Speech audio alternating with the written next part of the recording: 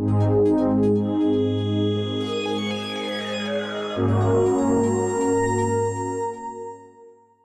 Arte 1 no Cinema já está de volta.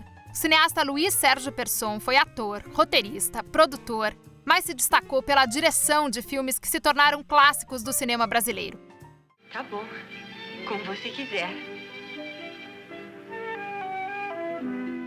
Eu acho que o Persson, ele tem uma coisa, com uma característica da vida dele, que é interessante, que ele é muito prematuro em tudo. Ele, com 20 anos, ele já dirigia teleteatro. Sempre me chamou mais atenção no Persson como ele fazia um cinema, um filme distinto do outro na sua intenção, nos seus propósitos, e ao mesmo tempo de representar um momento desse cinema e um momento do país. Quando ele foi estudar na Itália, que ele estudou lá 2 anos, eu acho que mais do que o neorrealismo, ele aprendeu muito a parte industrial do cinema. Você vê que ele tem ali muito essa coisa muito séria, direção de arte muito bem feita, figurino muito bem feito, iluminação muito bem cuidada, mais até do que do neorrealismo. O Persson ali, ele viveu em São Paulo, ele viveu 3 desafios muito fortes. Primeiro, era não se grudar no carimbo do cinema novo. Outra é o fato de estar em São Paulo, né? São Paulo vinha do fracasso da Veracruz, do cinema industrial, que era considerado imperialista, então produzia pouco. E o terceiro, da própria sobrevivência do Persson, que era um cara que era multimídia. Ele já tinha tido uma revista de teatro, ele já tinha trabalhado em televisão, ele tinha trabalhado com o pai como empresário, aí ele foi dirigir publicidade. E deu muito certo, ganhou muito dinheiro com isso.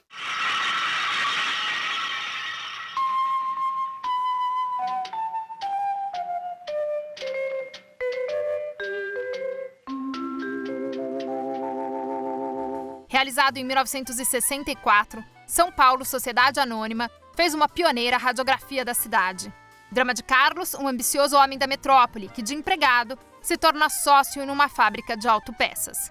Tudo que a gente vive hoje, com essa angústia dos congestionamentos, a questão do transporte público, dessas crises todas, ele aponta o início ali, foi o turning point da cidade de São Paulo e do Brasil. É muito simbólico, né? Existia mesmo, eu acho que essa divisão bem patente entre uma São Paulo ligada a princípios, a valores um pouco mais antigos, de familiares, e a São Paulo que se desenvolvia, né? Ele conseguiu, através de mostrando a trama de um personagem, com suas 3 mulheres em diferentes etapas da vida, mostrar essa realidade por trás, né? Somos nós que impulsionamos o Brasil. São Paulo cresce e não parará de crescer. Esteticamente moderno, com uma bela fotografia preto e branco, o filme registrou uma cidade fascinante, com suas múltiplas possibilidades, mas também perigosa. O filme é um marco do cinema paulista e a obra mais importante do cineasta. Eu peguei o material desse livro, eu localizei o produtor do filme, que é o Renato Magalhães Gouveia, que é uma pessoa fascinante e que é uma pessoa que só produziu esse filme. E foi exatamente este aqui, desse jeito, escrito título provisório, Agonia, com a letra dele, e aqui está o roteiro que eu li e que me interessou em fazer.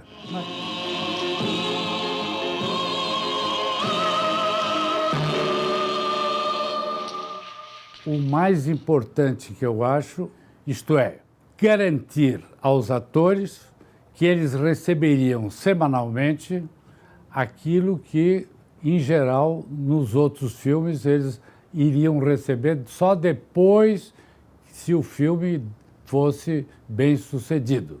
E eles estão aqui assinando o contrato na minha presença. Isso é o início de tudo. Foi o primeiro filme feito com cotas para chegar ao valor que estava previsto que ia ser gasto na feitura do filme. A minha função foi essa também, não só da parte administrativa e financeira, mas o da publicidade. Fazer com que esse filme se tornasse conhecido antes de ser lançado. Porque eu quero fazer um filme diferenciado em matéria de organização e de maneira de ser lançado, e recebi o prêmio de melhor produção da mão do ministro da Cultura, lá da Itália. Aqui em São Paulo, quem deu o Saci nas minhas mãos foi justamente a Bibi Ferreira. Está aqui um retrato dela, em plena efervescência dos seus 40 anos, fazendo a entrega do Saci. Querido símbolo da terra, da amada terra do Brasil. Tem uma coisa que é impressionante, o filme São Paulo S.A. tem 88 locações. Quer dizer, você fazer isso em São Paulo, sem internet, sem celular, é fascinante.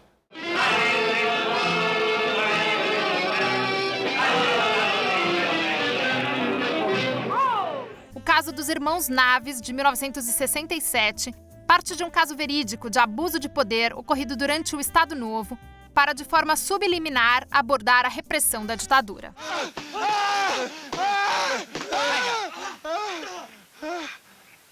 Persson dirigiu também a comédia Um Marido Barra Limpa, em que um quatrocentão paulistano tem uma vida tripla, com 2 amantes fora do casamento. E a sátira Panca de Valente, buscando um estilo próximo ao das chanchadas da Atlântida. Cassie Jones, O Magnífico Sedutor, realizado em 1972, era uma comédia com pitadas de erotismo. Esse Cassie tem cada uma. Imagine se isso é lugar de guardar saquinho de chá. O Persson, acho que ele tem essa característica de desenvolver personagens masculinos muito fortes, né?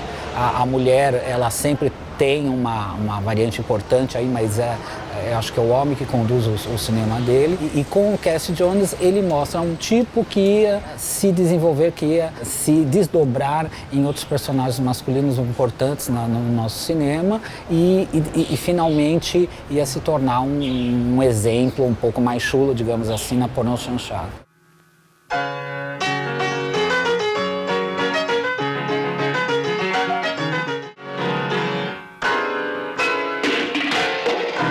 A partir de 22 de julho, o Arte 1 faz uma homenagem ao cineasta Luiz Sérgio Persson. Você pode conferir no Cineclube Arte 1 Clássicos os filmes São Paulo, Sociedade Anônima e O Caso dos Irmãos Naves. E para quem quiser conhecer um pouco mais da personalidade e do estilo do Luiz Sérgio Persson, o Arte 1 Documenta exibe Persson, documentário dirigido por sua filha, Marina Persson. Não vai perder, hein?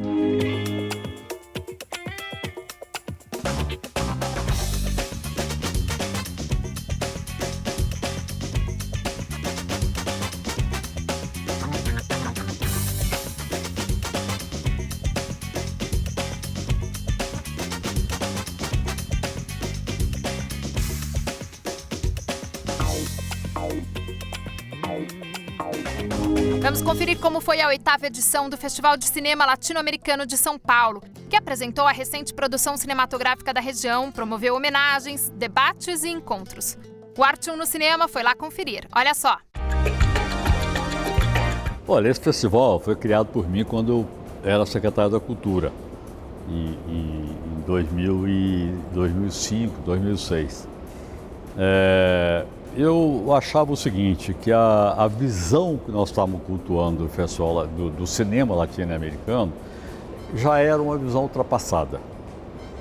Tinha havido muita mudança no cinema latino-americano, da minha geração para outra, para as novas gerações, né? A América Latina hoje, pelas minhas contas, produz entre 250 e 300 filmes por ano.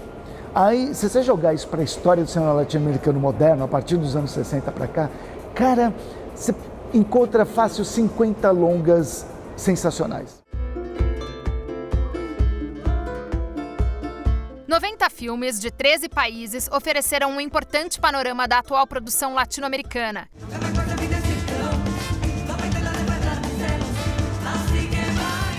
Para mim é um grande honor, um filme muito pessoal, muito divertido, musical. Es un honor verdaderamente estar abriendo el festival y apoyando el cine latinoamericano independiente. Para mí es la oportunidad justamente de darme cuenta de lo que se hace en América Latina, pero siento que el trabajo de curaduría aqui é muito interessante. É uma honra, é uma delícia.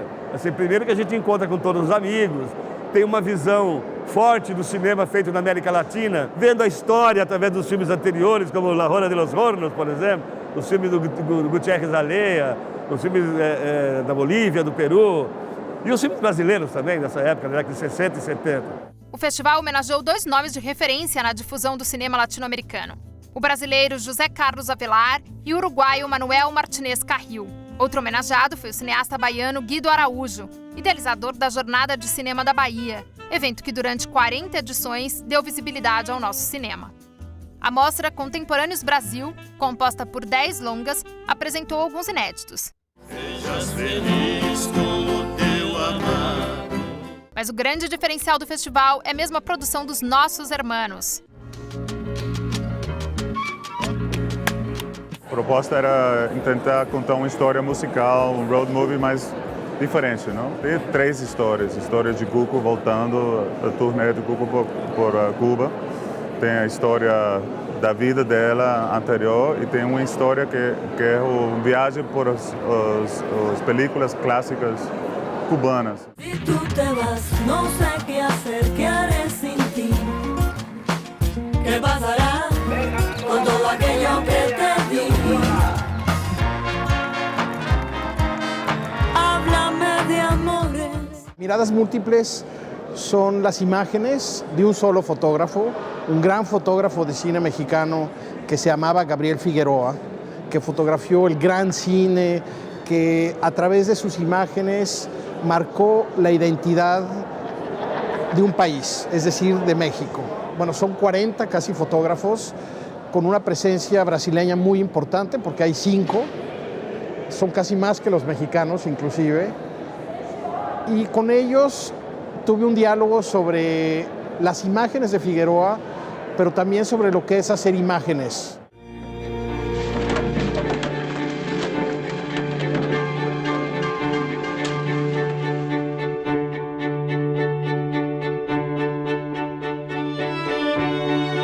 Primera inspiración para hacer la película fue una pieza de música barroca, de un compositor que se llama John Blow.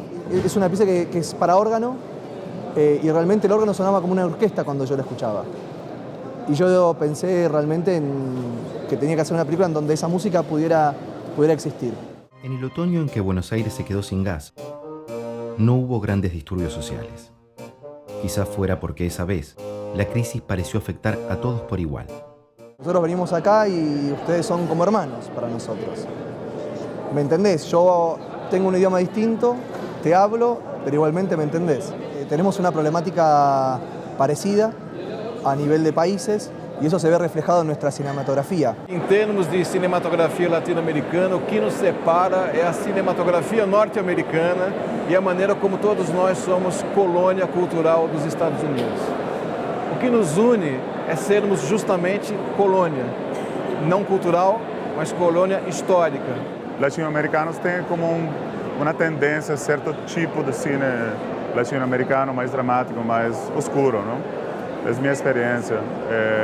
Eu gostaria de ver coisas mais experimentais, um pouco que mostrem mais o outro lado da nossa cultura.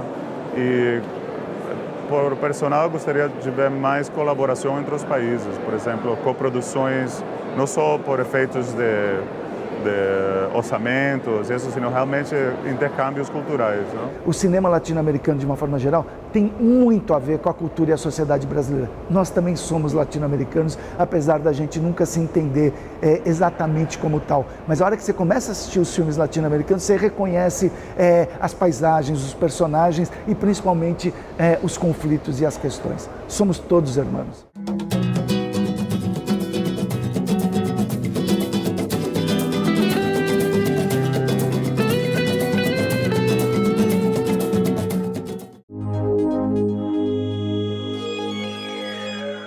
O diretor argentino Daniel Burman é um especialista em retratar as dinâmicas familiares.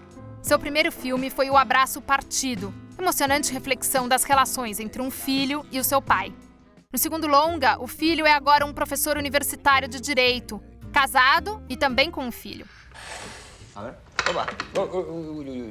Não se juega mais. A esposa é uma ex-aluna por quem ele se apaixonou. Ajudado pelo pai, um respeitado e querido advogado de carreira, ele ganha uma causa para Sandra, quando ela ainda era sua aluna. O tempo passou, ele virou pai também, e seu pai quer assumir o papel de avô. Novamente, as relações familiares são destrinchadas, mas com humor e inteligência. Daniel usa situações corriqueiras para compor o seu retrato. É nas entrelinhas e na sutileza que os sentimentos afloram.